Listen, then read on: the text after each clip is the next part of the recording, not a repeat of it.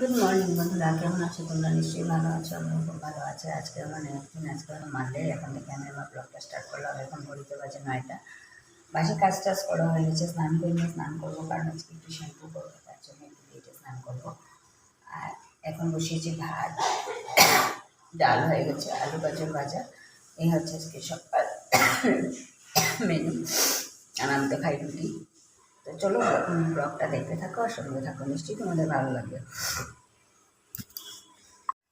আজকে দুপুরে lunch and dinner মেনুতে আছে এই যে ঝিঙ্গা কেটেছি, ঝিঙ্গা দিয়ে আলু দিয়ে করবো একটা কৌড়া, আর ডিমের অমলেট আর ডাল। এই হচ্ছে আজকে লাঞ্চ মেনু। আর ডিনারে আছে এই যে শুটকি মাছ দিয়ে করবো আলু দিয়ে রসা।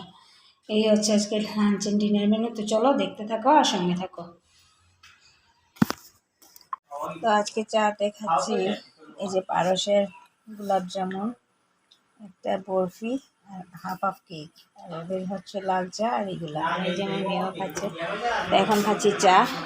চা খেয়ে তারপরে আসছি আবার তোমাদের সামনে। তো চলো পুরো ব্লগটা দেখতে থাকো আর সঙ্গে থাকো। আজকে